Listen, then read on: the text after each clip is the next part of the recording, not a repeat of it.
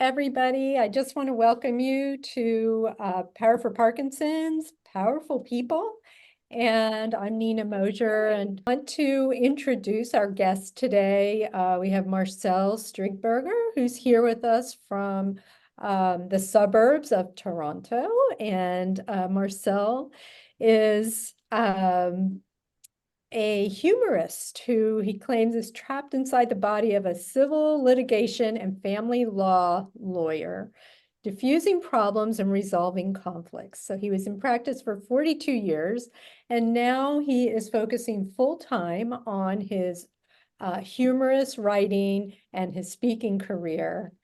He's also a dedicated Power for Parkinson's participant and the author of 3 books that I have right behind me, Boomer, Zoomers, and Other Oomers, Birth, Death, and Other Trivialities, and Poutine on the Orient Express. So I'm really excited to have you here today, Marcel. Welcome. Nina. Okay, great. So I really want to talk about your background, but before we get started, I just wanted to kind of put in context your relationship with Power for Parkinson's, and maybe you could share with the audience how long you've had Parkinson's and how you came across Power for Parkinson's. I was diagnosed probably about 5-6 years ago. I'm a lefty and I ended up with left-handed tremors, which is the way I guess it would be the left, not the right hand. Yeah, the dominant. Southpaw tremors, yeah. And then I ran it by my son-in-law, who's a physician, and he said, "You don't have Parkinson. You probably have." He's called it an essential tremor. I said, "Yeah, well, I'd rather not have it." I don't know why he said. Eventually, I went to a neurologist. I entered his office, and he said, "You've got Parkinson." I said, "You haven't examined me yet." He says, "I'm looking at your gaze and your gait. You've got Parkinson." And the examination was redundant. Yeah, isn't it interesting how quickly they could tell? He went to, and sure, said, "What does it mean?" He said, "The good thing, the medication should be helpful in controlling the symptoms." Yeah. I'm one of these holistic people. I figure if I move my hand around, if I do anything, I can take vitamins, it'll all go away. And I took vitamin D and whatever else, snake oil I was able to get my hands on, and it didn't help. So I started medication about a year or so after. Okay. And in addition, I was fortunate to come across Power for Parkinson. I think somebody mentioned it. So between Power for Parkinson, I walk 50 minutes a day, brisk walk, and that's essential. Exercise is crucial. Power for Parkinson is super, and it complements anything else I do, including I do rock steady boxing, so I do that as well. I don't tell people it's rock steady. I just say it's boxing. That makes me look more masculine, more threatening. Yeah. Yes. You look very threatening. Yeah. I may as well say I'll stay out of the way. Yeah. Makes me feel better. I always wanted to do martial arts. I sort of never got down to it, but now I can tell people, I can sort of look more confident and say I do boxing. Yeah. So that's a silver lining in the cloud. Well, it sounds like you have a very full exercise routine. Yeah, more or less 7 days a week. Something has to be done. Yeah. So you definitely notice a difference, it sounds like. Yeah, I'm holding my own, I'll say. That's great. I haven't recovered yet. I'm an optimist, but that hasn't happened yet. At least it's, it gets back to whatever a couple of symptoms I have, and that all hell hasn't broken loose, fortunately. Yeah, good. Well, you're doing all the right things, I think. Yeah. So that really helps. Have you noticed anything about your Parkinson's that's impacted all the work that you're doing right now? Fortunately, I can still go on the keyboard with both hands. If I get excited, if I'm writing something exciting or somebody tells me something that scares me or whatever, I have to stop for a bit because my Yeah, hand's shaking. Yeah. But yeah. other than that, I forget, I get involved in my work, so to speak, my writing, and somehow Parkinson's stands aside while I do it, Well, which is, that's yeah, really good. um, Have you noticed any have you been more creative, would you say? Some people say with Parkinson's or sometimes with the medications, people ex become even more creative. I think so. It helps, as I said, if you work hard, you get good luck. I forgot who said that, but Yeah. I would have been Lincoln. I'm not sure. I usually attribute everything interesting. I find a few Well, dishes. well, we like when you practice it with us too on on your comments, and we love like the regular comments that you make. I found the one that you actually just recently, I thought this was a good example that, and you always make our whole staff smile when we read your comments, which we read, and our instructors regularly. But you wrote one on Lauren's. You said, her cardio and cognition, I think this was one of your last ones, and you said, very good, Lauren, especially the cognitive benefits. That was a bit challenging when we got to the repeaters. If I ever master this part, I'll apply for a position with Cirque du Soleil. So Uh, we appreciate that and that feeling. or America Has Talent or something like Yeah, that. yeah, exactly. Oh, but yeah, we have fun reading your comments for sure. Um, So I'm curious, so it's not every day that I come across a lawyer and a tour guide and a stand-up comedian. It's like, I think that's a very unusual um, or eclectic combination of talents. And I'm curious to like how humor has become so integral to your career journey. Well, you started in grade one. In grade one. Yeah, my mom took me to the doctor. We get to the office. The reception says the appointment's canceled. The doctor isn't feeling well, so the doctor went home. She took me back to the class in the afternoon, and the teacher said, "Where have you been?" And I said, well, "I went to the doctor, but the doctor was sick." And all the kids laughed. Doctors don't get sick. I laughed. And the teacher said, "You trying to be funny?" And she punished me and made me write out something, "I will not tell jokes," or something 10 times on the Oh. blackboard. So, yeah, but the doctor was sick.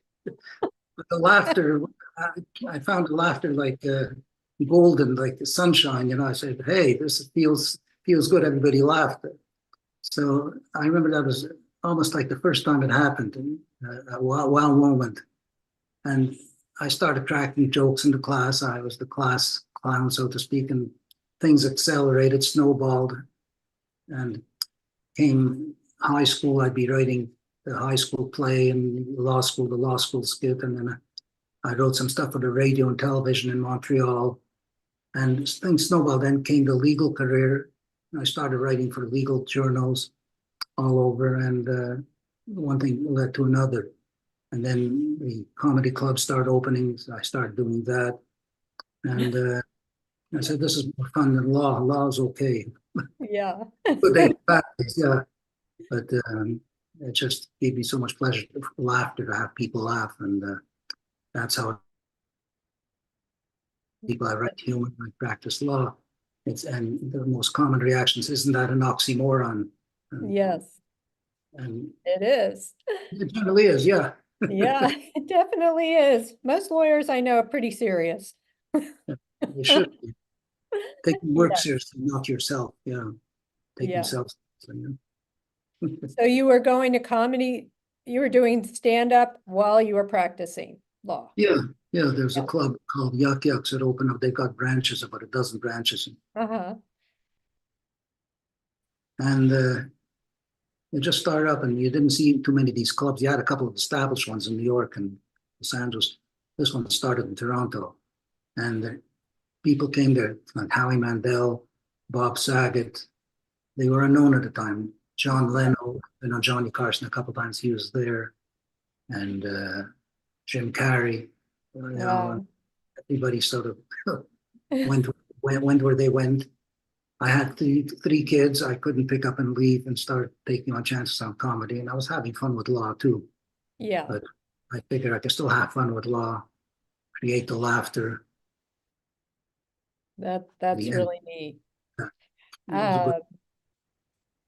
Uh, so I am wondering, I mean, I've read one of your books so far, The Boomers, Zoomers, and Other Oomers, which I'm going to show up close here so everyone can see it. Looks Which, familiar. yeah, old farts keep right. I like it. I think many of our people in our audience would, oh, and I just want to, the tagline, a boomer-biased irreverent perspective on aging. I'm curious, what gave you the idea to write that? And all, I mean, you talk about Gen X and millennials and the baby boomers and all the relationships. What gave you that idea to? Well, while my hair was turning a little salty and peppery, the most common question was, "Are you retired yet?" And I wonder why. I mean, I'm in my 60s and this and that. Why would I retire? The next most popular question is, "When do you plan to retire?" Yes. And Yes. the prejudice, certain type of prejudices, biases against older people. Like I went to the Apple store, and I asked a couple of questions, and the Apple, some kid with piercings and stuff and tattoos would look at me funny, and he'd say, "I'll text you the answer." I say, "Can you just write it down for me?" I gave him a pen and a pad. He looks at the pen and says, "I haven't seen one of these in 5 years." So, Yeah.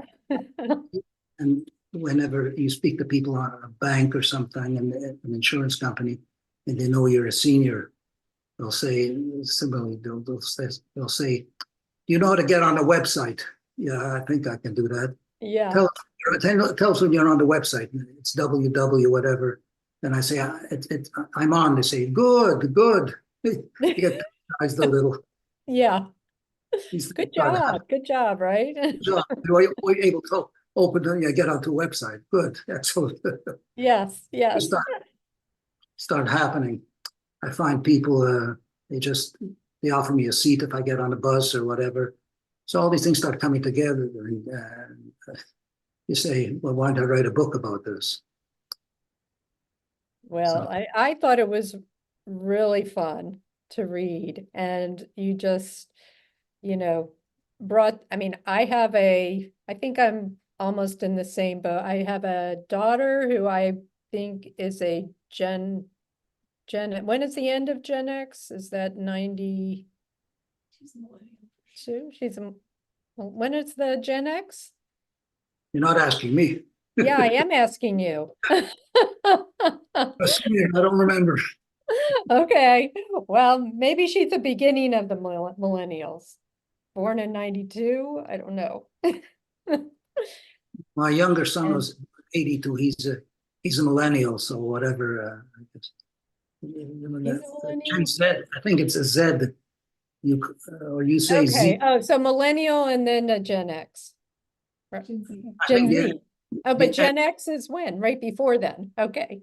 So my yeah, sister's a Gen X and my kids are the millennials. Okay. yeah, Got the it. then the Generation Z. We say Z in Canada. You say Oh, Z. Zed. Yeah, Okay. that I comes think I after might like that better. Z. Yeah, Yeah. Yeah. Zebra. ZEBRA. Yeah. Well, I like how you were distinguishing them, and it was a lot of fun to read and to think about all the changes that have happened over history and the way we all, think about things differently and how technology's impacted our lives. Um, so I think just to let our audience know is that you also have a website Mhm. where you have your books, but you also have links to many articles that you've written Yeah, and many. commentaries.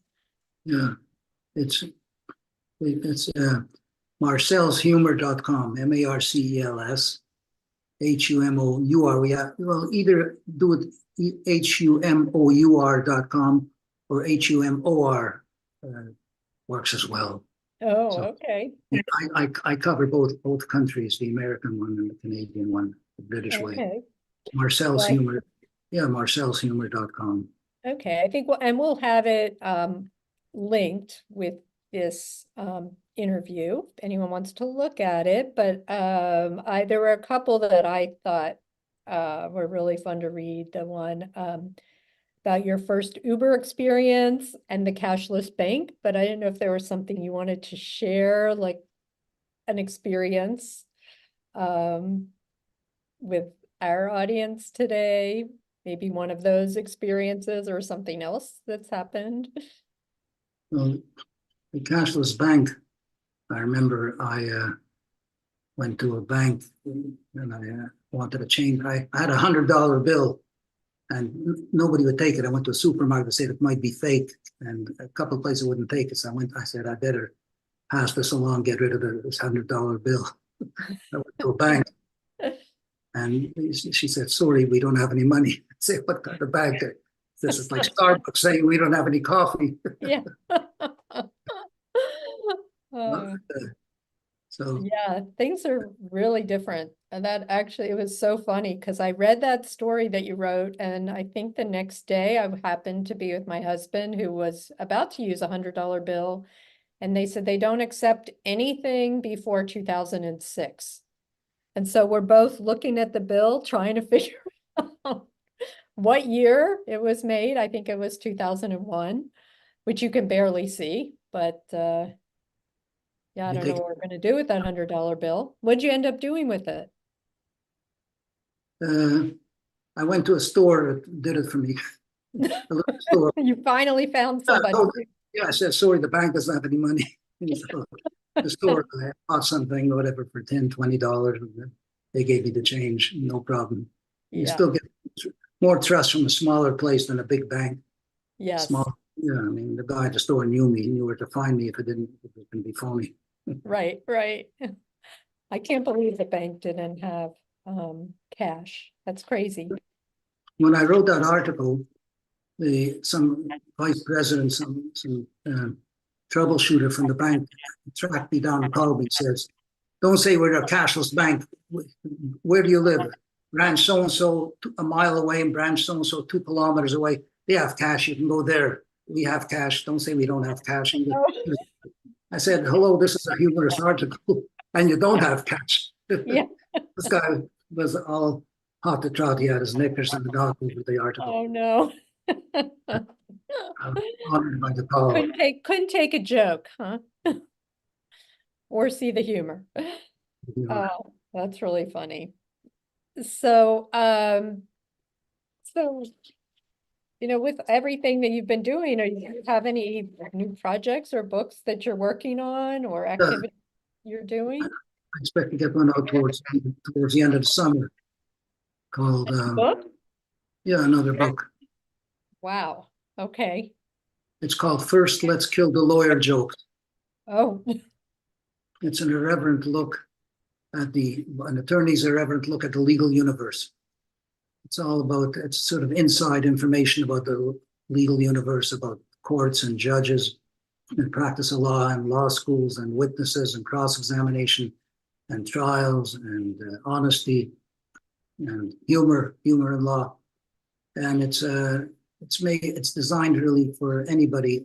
There are no fancy words in it, no fancy legalese in it. It's all no Latin. Well, there's some Latin, but I translate it. At that's least good. I deny there's Latin, but it crops up, whatever crops up. I note in parentheses, please forgive me, mea culpa. Yeah. Okay. Well, that, with everything going on with the US legal system, I think we could use some humor here. I don't know about in Canada. Nobody's ever happy anywhere with Yeah. the justice system. They don't like the result, the outcome, the decision. And then the first, it's the problem with the justice system. It's not me or whatever. It's always the system. Yes. Yeah. And this is a unique book. It's not how to. It's not about. It's not legal advice or any of that. It's anything but legal advice. Yes. Yeah. Looks at humorous aspects in the law. It's not lawyer jokes, of course. It's not about some drunken judge or drunken lawyer, any of that. It's more about, like I said, how do you define honesty and witnesses, um, getting clients, losing client, how to get rid of them. You can't get rid of a client here. You have to get a court order to get rid of a client. It's even if it's called getting yourself off the record. And it's a problem. If a plumber comes to your house, you don't pay them or whatever, they leave and your sink's on the floor, or the toilet's not installed, whatever. But in law, you just can't, you have to get a court order to get off the record. Right. And Right. you have to have an affidavit. You have to do a sworn document saying why you want to get off the record. But yet, if you do that, the other lawyer may see it and there may be confidential information there in that saying that I want to get off the record because the client isn't paying me, or the client has a bad case and I'm telling him to do this or that. And if you put that in, you don't want the other lawyer. So you have to use certain words. You have to say, I'm unable to get proper instructions from my client. So even if the client says, and this happens too, he says, I'm going to kill you. I don't like what you did, or I'm going to break your legs or whatever. You can't put that into the document. So for the judge to see to get you off, you have to say again something like, I can't get proper instructions from my client. And Right. you hope the judge sort of looks at it and say, oh, of course, he wants to break his lawyer's legs. I understand. So the judge picks up on it and lets you off the case. Well, that sounds like another fun one and a timely one. So we'll have to keep an eye out for it. You'll have to let us know when it comes out. Later on the summer. Okay, great, great.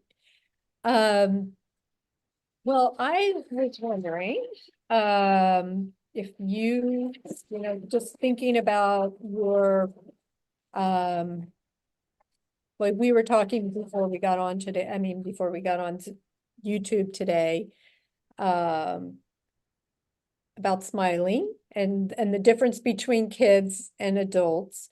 And I'm just wondering if you, number one, could tell the audience what we were talking about, but also just if you have any words of advice that you could give to maybe people living with Parkinson's, or other health challenges, and how, maybe they could maintain a more positive outlook. Lena, we were talking about children start off the right way.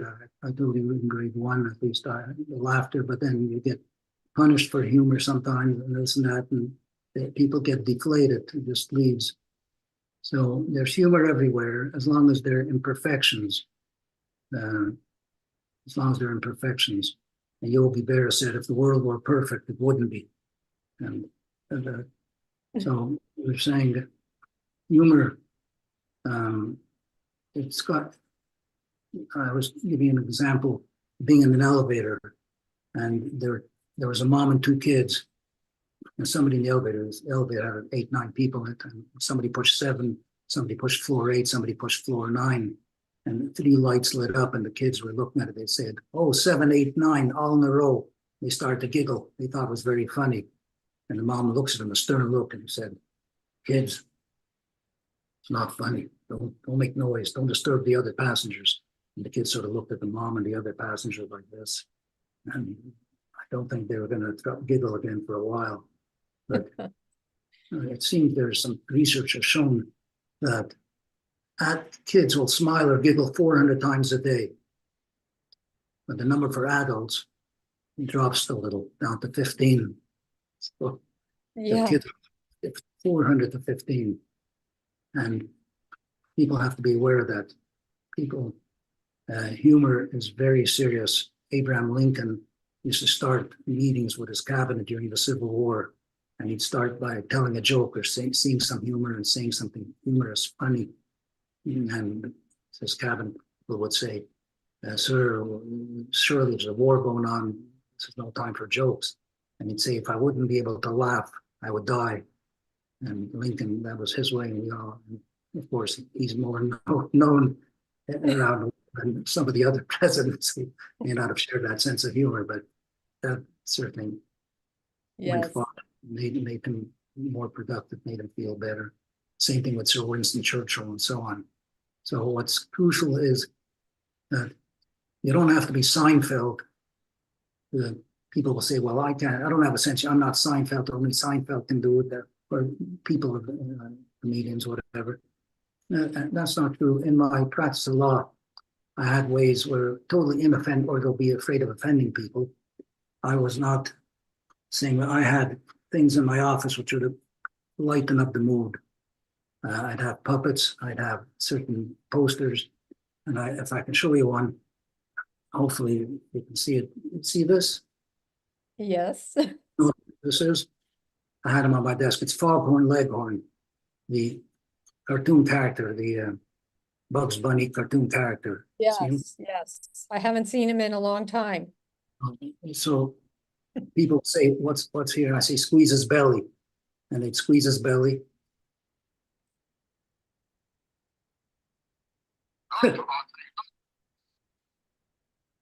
Oh, he's talking. I can't hear what he's saying.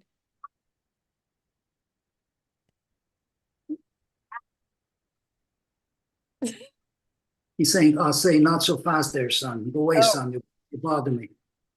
I'm having technical problems today with YouTube, but this. Yeah, yeah. But I translated over here. Also, I have pictures like this on my wall. You see, there's a beagle. Oh, yes. Oh, I like it. Yeah. All I need to know about life, I learned from my dog. Oh. Got a whole bunch of them. I had a poster, like a cork board with cartoons, with Far Side cartoons or whatever, because I love Far Side. So people would look at it, and I had one with a nun holding a ruler, a nun in a habit holding a ruler. They'd say, who's that nun? Look at the picture. I said, well, I had a reason. I'm a lefty, and I heard that people, girls who go to these Catholic schools, if they wrote with their left hand. This is my generation. Right, And right. come out ruler and whack them. Yeah. So and then Reminder. yeah, well, many lefties start writing with the right hand. I know my wife similarly got whacked, and it wasn't by a nun; it was her parents. Which I say, you can't write with your left hand. So Yes, people yes. ask that, so I tell them about the nun. I asked one of my clients who had that experience, did you learn anything out of the experience? He says, yeah, I hate nuns. Yeah, well, yeah, those were the days. Fortunately, we're past those days. But you were asking me, it's important, you have Parkinson, to have, so to speak, a meaning, a quest in life, a purpose. That's crucial. And to have a purpose, I know I get up in the morning, I sit down at my computer or paper and pad, and I come up with ideas and I write. And it drives me. And while I'm writing, although my left hand my southpaw hand I get these tremors.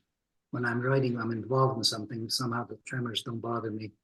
And when you have that purpose, whatever it is, just do it. And when you do it, along with exercise and meditation, of course, things you have to do. But if you have that purpose, somehow it gets you above the clouds. And that's crucial. You've got to keep busy with something you like. This is no time to sit and be idle. That'll plummet. That'll Right. cause you drop like a lead balloon.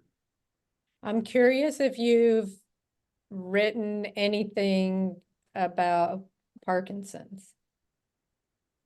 I'm going to think about that. When I wrote Boomer-Zoomers, I have a whole chapter on medical matters, on hearing, going to Yes, Costco. Yeah, oops. I didn't think unless I missed it. Yeah, going to Costco. Yes. And yeah, I was looking for eggplant. They had a sale or whatever, and I came out with hearing aids. Yeah.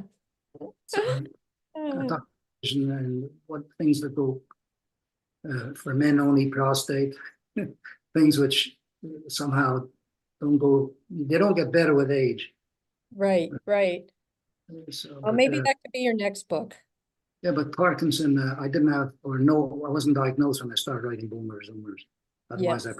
could have had something, but I know when my mind is spinning a bit there. I don't know if I can do a whole book on Parkinson, but certainly there A are chapter, articles. chapter, an article.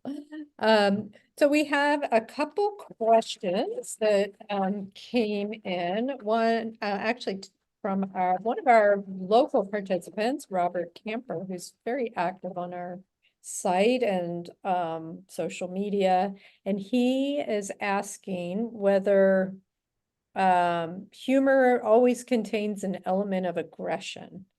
Or can humor be gentle and caring as well? We definitely be gentle and caring. It's based, in my view, the thesis is it's based on imperfection, IMPERFECSHUN, imperfection. And whatever is not perfect can be the subject of humor.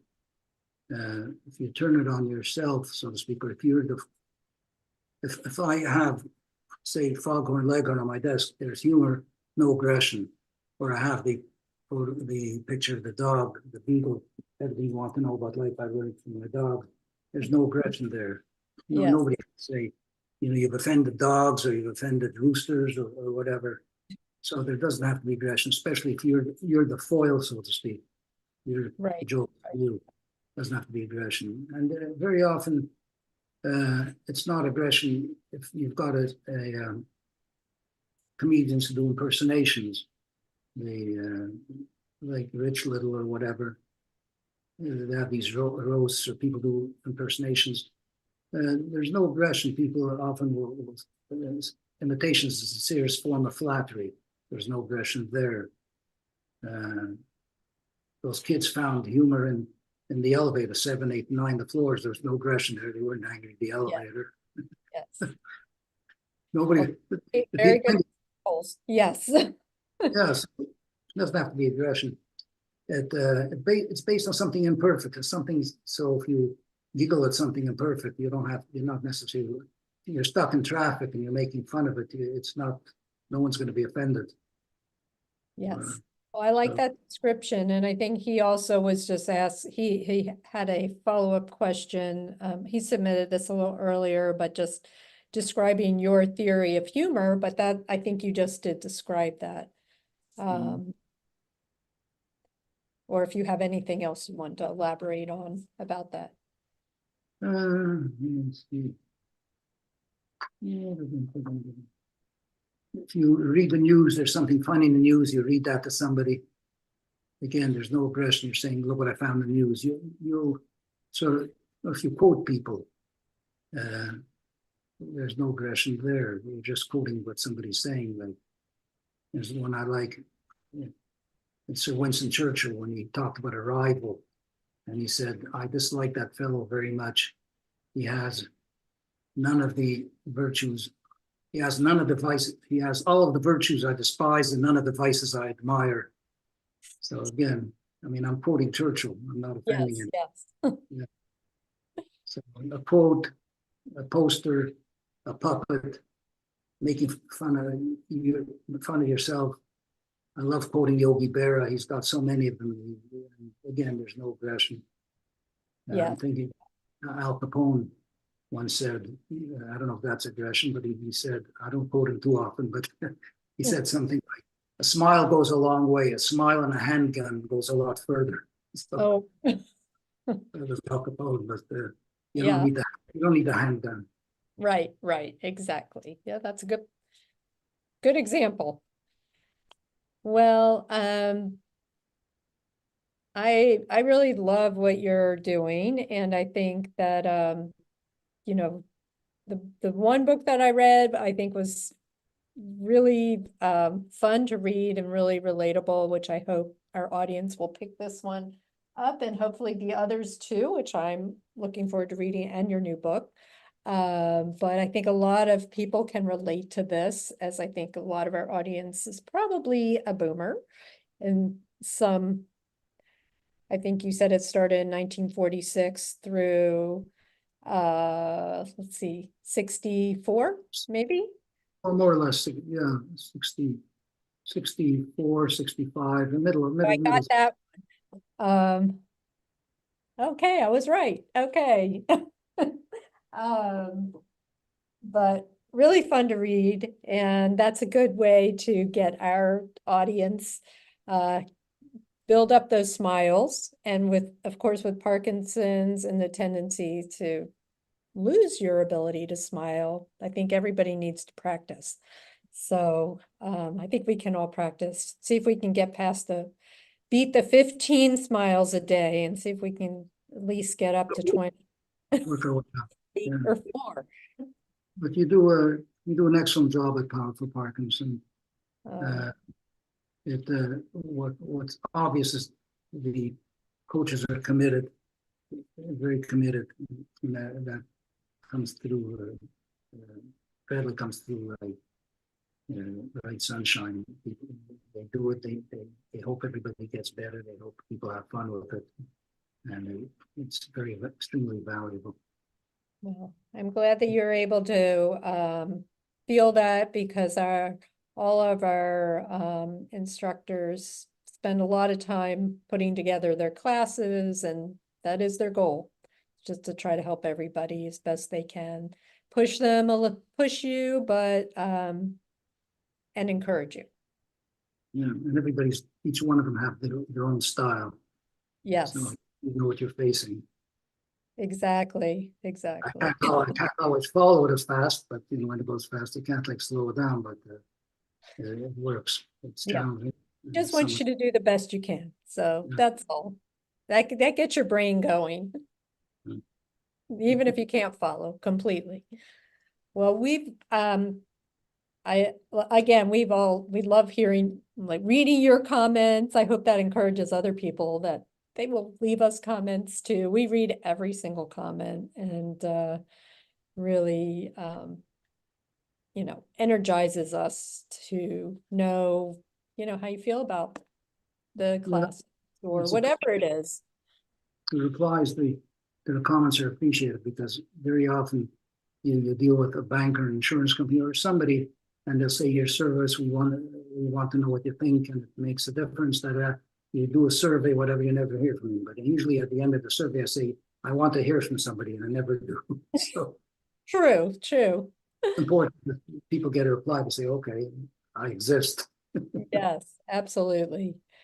Well, I hope you see our replies.